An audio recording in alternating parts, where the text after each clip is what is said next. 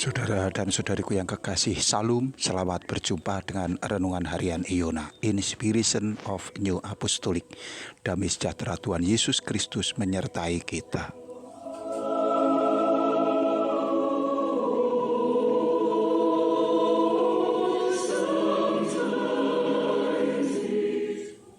Kita akan membaca firman Tuhan dari Injil Lukas pasal 10 ayat 29 sampai dengan 30.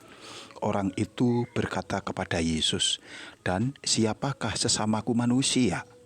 Jawab Yesus, "Adalah seorang yang turun dari Yerusalem ke Yeriko. Ia jatuh ke tangan penyamun-penyamun yang bukan saja merampoknya habis-habisan, tetapi yang juga memukulnya, dan yang sesudah itu pergi meninggalkannya setengah mati. Kebetulan ada seorang imam turun melalui jalan itu. Ia melihat orang itu, tetapi ia melewatinya dari seberang jalan."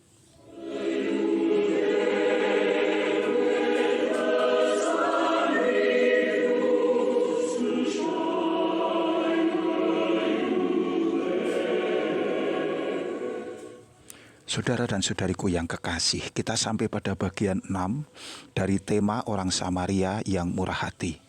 Yesus menjelaskan dengan perumpamaan atas pertanyaan ahli Taurat, "Siapakah sesamaku manusia?" Meskipun ini sebuah perumpamaan, sebenarnya Yesus sedang memotret keadaan yang sesungguhnya. Bukan hanya tentang situasi rawan jalur Yerusalem ke Yeriko, tetapi juga situasi hati orang-orang yang diwakili oleh imam agama Yahudi, orang dari suku Lewi, dan orang-orang Samaria. Sekali lagi kita perhatikan, ada 3 orang yang disebut. Yang di atas adalah perwakilan dari sikap hati manusia pada umumnya, yang termasuk kita ada di dalamnya. Kita akan bahas satu persatu. Yang pertama, imam Yahudi. Ia menempuh jalur yang sama dengan jalan yang dilewati oleh orang yang dirampok itu. Sehingga dari sisi risiko sebenarnya orang itu menanggung bahaya yang sama juga. Hanya kebetulan saja bukan dia yang dirampok. Dalam hal ini boleh dikatakan ia lebih beruntung dibandingkan dengan korban perampokan itu. Tetapi agaknya imam ini tidak menyadari, sehingga responnya terhadap orang yang menderita itu menjadi kurang. Imam ini melihat keadaan korban yang menyedihkan. Bukan hanya harta bendanya yang ludes dijarah, tetapi juga tubuhnya babak belur, tak berdaya. Luka-luka di sekujur tubuh menandakan betapa sakit tubuhnya oleh karena aniaya yang dilakukan orang-orang yang berhati jahat itu. Tetapi apa yang dilakukan imam itu? Apakah hatinya tidak tersentuh?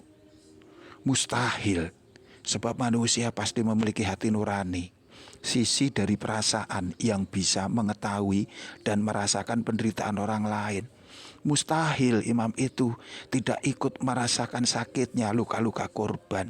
Ia pasti juga bisa memperkirakan, membayangkan betapa luka itu pedih dirasakan oleh sang korban. Tidak mungkin ia tidak ikut merasa iba, tidak sedih menyaksikan kengerian yang jelas terlihat di depan mata. Tetapi mengapa ia tidak berhenti? Alih-alih menolong korban itu, menanyakan keadaan si korban saja tidak. Imam ini bahkan memilih untuk meninggalkan korban itu yang sedang sekarat setengah mati dengan melewatinya dari seberang jalan.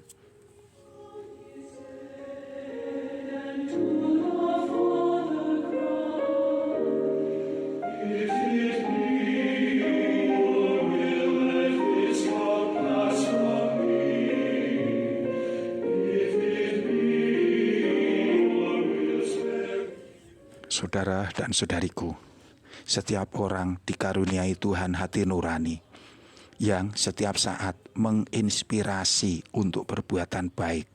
Dengan demikian, setiap orang pasti juga punya rasa iba, kasihan, dan juga yang lebih mulia dari itu, yaitu sifat belas kasih. Tetapi di bagian lain hati manusia juga selalu terbuka, dan di situ memungkinkan si jahat untuk datang mengintervensi. Iblis selalu datang untuk menggoda manusia agar manusia mengabaikan hati nuraninya, agar ia tidak mau untuk melakukan kebaikan. Maka kemudian yang terjadi adalah manusia harus berusaha untuk memutuskan mana yang hendaknya dilakukan. Dibutuhkan kepekaan yang terus terjaga, terlatih, dan terasah agar hati nurani manusia memiliki sensitivitas yang sesuai untuk melakukan kebaikan-kebaikan. Ketika orang telah begitu sering mengabaikan hati nuraninya sendiri, maka dia akan kehilangan dorongan untuk melakukan kebaikan, dan yang terjadi, ia akan mengikuti suara setan. Siapapun orangnya, bukan hanya orang-orang yang dianggap jahat, tapi bahkan seorang imam sekalipun.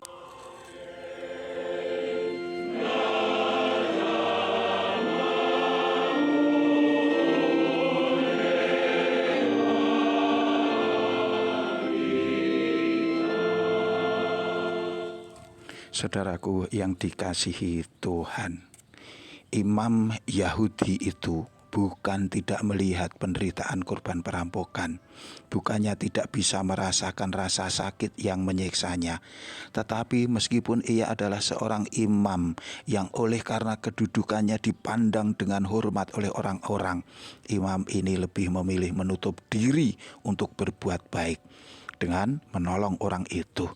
Apa yang menjadi pertimbangannya? Mungkin ia merasa, tidak ada orang yang melihatnya, aku bisa pergi meninggalkannya. Atau aku tidak kenal dia bukan saudaraku.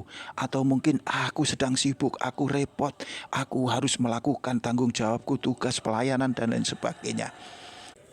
Atau bisa juga ia sedang berhitung dengan rumus untung rugi.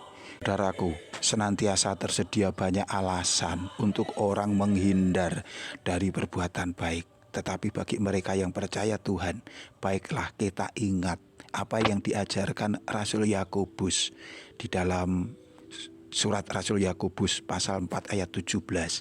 Jadi, jika seorang tahu bagaimana ia harus berbuat baik, tetapi ia tidak melakukannya, ia berdosa. Semoga Tuhan mengaruniakan hikmat untuk kita dapat mengerti apa yang menjadi kehendak Allah. Tuhan memberkati kita. Sampai jumpa. Amin.